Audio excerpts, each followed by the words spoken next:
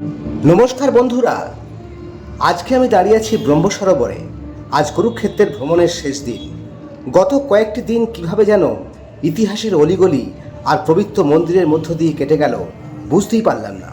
চলুন আজ কিছু না দেখার ইতিহাস নিয়ে আমাদের শেষ দিনের এই ভ্রমণ শুরু করি। দেখতে থাকুন। এখন আমরা এসেছি শ্রী রাধাকৃষ্ণ মিলন মন্দির বা গৌড়ীয় ব্যাস মঠে।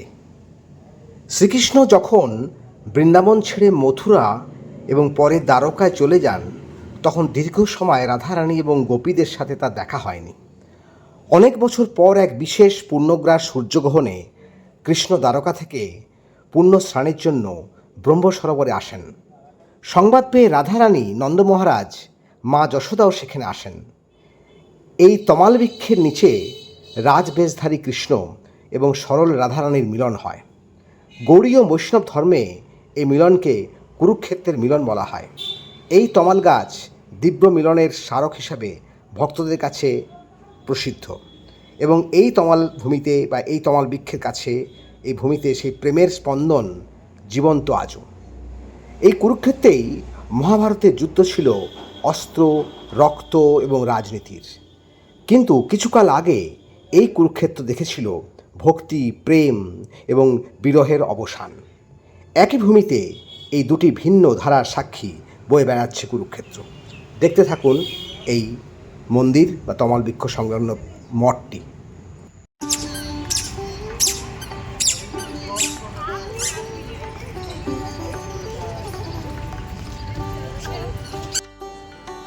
এখন আমরা এসেছি ব্রহ্ম সরোবরের কাছে শ্রীকৃষ্ণ মিউজিয়ামে। এখানে ভিতরে ফোন বা ক্যামেরা অ্যালাউ নয়, টিকিট কেটে ভেতরে যেতে হয়। এই মিউজিয়াম পুরোপুরি কৃষ্ণের জীবন ও দর্শনের উপর ভিত্তি করে তৈরি। এছাড়া মহাভারতের যুদ্ধে তার ভূমিকা ও তার আধ্যাত্মিক শিক্ষা সুন্দরভাবে ফুটিয়ে তোলা হয়েছে। মিউজিয়ামে 6টি বিশাল গ্যালারিতে আপনারা দেখতে পাবেন প্রাচীন পাণ্ডুলিপি, খোদাই করা পাথর, মূর্তি ইত্যাদি। সোমবার এই মিউজিয়াম বন্ধ থাকে। কেমন লাগছে কুরুক্ষেত্র দর্শন? কুরুক্ষেত্র দর্শন কেমন লাগলো বলো? ভালো লাগলো। এখানকার মানুষজন খুব ভালো। মন্দিরে পুজো দিয়ে শান্তি আছে, কেউ কোনো টানা হেঁচড়া করছে না, পয়সার কোনো দাবি নেই। এত শান্তি করে পুজো দেওয়া সত্যি মানে কোথাও সুযোগ পাইনি। খুব ভালো লাগে।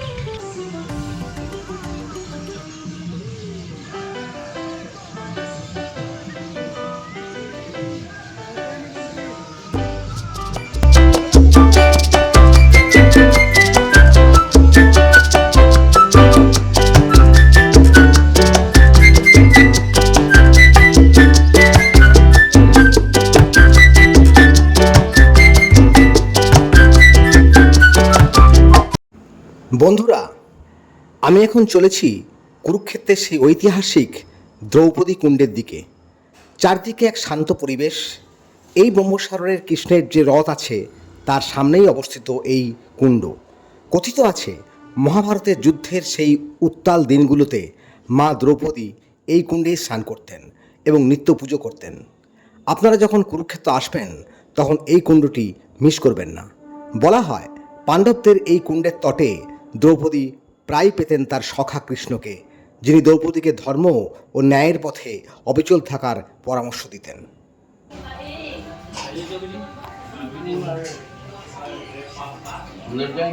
আমরা কূপের ভেতর যাচ্ছি।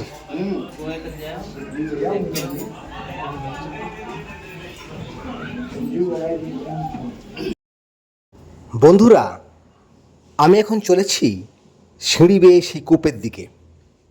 এই কূপটি সিঁড়ি বেয়ে নিচে নামতে হয় এবং অনেক লোক যাচ্ছে এবং তাদের সঙ্গেই আমরা নামছি। দেখুন সামনেই সেই কূপ অবস্থিত। কুরুসভার পাশা খেলায় সময় দুঃশাসন যখন দ্রৌপদীর চুল ধরে টেনে নিয়ে যাচ্ছিলেন, তখন অপমানের জ্বালা সহ্য করতে না পেরে দ্রৌপদী প্রতিজ্ঞা করেছিলেন যে যতক্ষণ না তিনি দুঃশাসনের রক্তে নিজের চুল ধুয়ে নেবেন ততদিন তিনি চুল বাঁধবেন না। কুরুক্ষেত্রের 16তম দিনে ভীম দুঃশাসনকে বধ করেন। কথিত আছে দ্রৌপদী দুঃশাসনের রক্তে তার চুল ধুয়েছিলেন এই কূপে এবং এই কূপেই তিনি স্নান করেছিলেন। এই কূপ সেই ঘটনার সাক্ষী হয়ে আজও জীবন্ত হয়ে দাঁড়িয়ে আছে।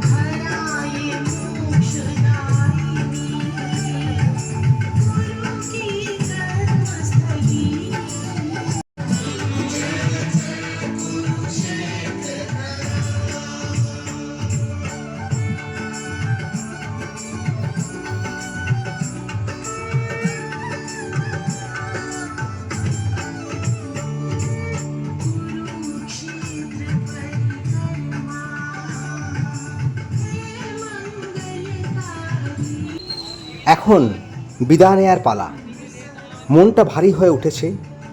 এই ভূমিতেই একদিন ধর্ম আর অধর্মের লড়াই হয়েছিল, আর আজ আমি নিয়ে যাচ্ছি একরাশ শান্তি আর জীবন দর্শনের শিক্ষা নিয়ে। সেদিনের কুরুক্ষেত্রের রক্তে রাঙা মাটি এখন হয়তো আর লাল নেই, তবুও গত কয়েকদিন এই মাটির ধুলো মেখে যা অনুভব করলাম, বিশ্বাস করলাম, তা ভাষায় প্রকাশ করা কঠিন। সঙ্গে থাকবেন, আবার দেখা হবে অন্য কোনো ইতিহাস নিয়ে, অন্য কোনো ভিডিওতে। ধন্যবাদ।